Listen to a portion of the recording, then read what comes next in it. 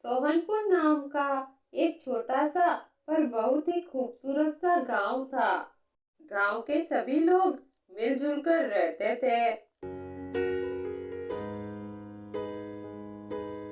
लेकिन उस गांव के लोग रात होने के बाद घर से बाहर नहीं निकलते थे, क्योंकि वो डरते थे। उनके गांव के ऊपर एक सरकटी चुड़ैल का साया था। वो चुड़ैल बहुत ही भयानक थी।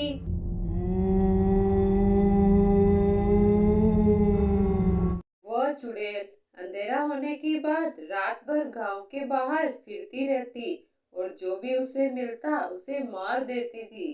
चुड़ैल के इसी दहशत के कारण अंधेरा होने के बाद कोई भी अपने घरों से बाहर नहीं निकलता था।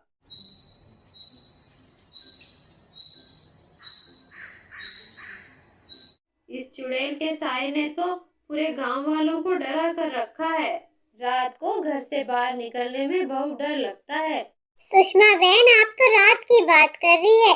मुझे तो दिन में भी घर से बाहर निकलने में डर लगने लगा है। पता नहीं इस चुड़ैल का कब अंत होगा। एक रात बहुत तेजी से बारिश हो रही थी। रामलाल किसी काम से शहर गया हुआ था। आते आते उसे रात हो गई थी। वह किसी तरह डरता डरता गांव तक तो पहुंच गया। तब रामू ने देखा कि एक चुड़ैल हाथ में अपना सर कटा हुआ लेकर घूम रही है। वह चुड़ैल दिखने में बहुत ही भयानक थी। अपने सामने ऐसे चुड़ैल को देखकर रामलाल बहुत डर गया और एक पेड़ के पीछे छुप गया। चुड़ैल से छुपता छुपाता रामलाल किसी तरह अपने घर तक पहुंचा। रामलाल बहुत डर गया था। उसने सारी बात अपनी पत्नी को बताई। ये क्या कह रहे हो जी? आपने चुड़ैल को देखा? इस चुड़ैल का दहशत तो गांव में बढ़ता ही जा रहा है। गांव के सारे लोग अब तो रात होने से भी डरने लगे हैं। सरपंच जी से बात करके इसका कोई ना कोई हल तो निकालना ही पड़ेगा। आखिर कब तक हम ऐसी दहशत में जिएंगे? अगले ही दिन गांव के लोग सरपंच के पास जाते हैं चुड़ैल की समस्या लेकर। सरपंच जी, कल रात को रामलाल ने एक चुड़ैल देखी।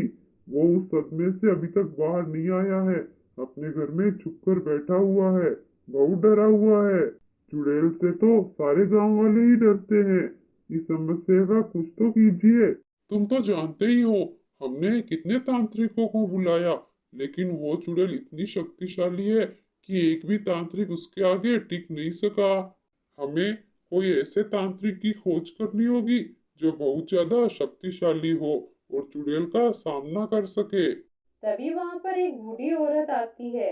वो सरपंच जी से कहती है, मैंने एक ऐसे तांत्रिक का पता लगाया है जो बहुत ज्यादा शक्तिशाली है और चुड़ैल पर भी काबू पा सकता है। हमें जल्दी ही उस तांत्रिक को बुला लेना चाहिए। ठीक है, हम आज ही उस तांत्रिक से मिलने जाएंगे। फिर सरपंच बूढ़ी औरत के साथ तांत्रिक के पास पहुंचता है और उन्हें अपनी समस्या बताता है। मैं उस चुड़ैल को दिन के समय बुलाऊंगा। जैसे ही वो आएगी उसे भस्म कर दूंगा। अगले ही दिन तांत्रिक गांव में यज्ञ करना शुरू कर देता है। वो अपनी तांत्रिक विद्याओं से चुड़ैल को बुलाने की कोशिश करता है। कुछ समय तक यज्ञ करने के बाद वो चुड़ैल प्रकट होती है। जैसे ही चुड़ैल प्रकट होती है, तांत्रिक अपनी शक्तियों से उसे भस्म कर देता है। अब गांव के सभी लोग चुड़ैल की दहशत से आजाद हो जाते हैं और खुशी खुशी अपना जीवन व्यतीत करते हैं। कहानी को लाइक, शेयर और सब्सक्राइब जरूर करें।